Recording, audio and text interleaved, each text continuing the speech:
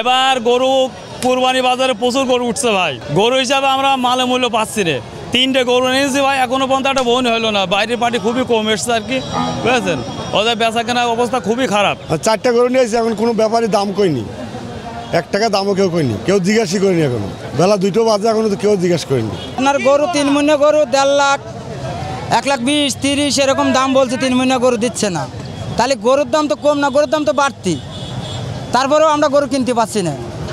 আর যারা গরু বিক্রি করতে আসছে তারা বলছে আমরা যেই টাকাটা খাবার খাওয়াইছি গরু, সেই টাকা আমাদের দিচ্ছেন না। তাহলে আমরা মন হিসাব করে দেখছি যে এত টাকা দাম বলছে, তা মন হিসাব করে দেখছি 35, 33 এরকম করে মন পড়ছে।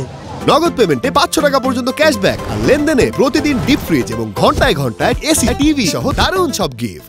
তাহলে আমরা গরু বেচবো কত করে? আর দ্বিতীয় কথা হলো খাজনা, আপনার ওর ভিতরে আবার 800 করে খাজনা, গরুপতি লাশপতি 800 টাকা হাট খাজনা দিতে হয়।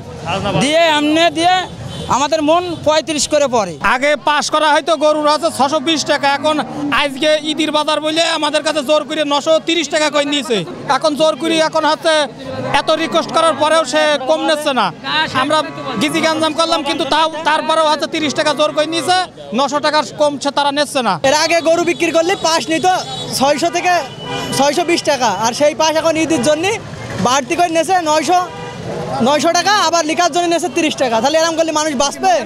এটা কি মগের মূল্য নাকি? হ্যাঁ।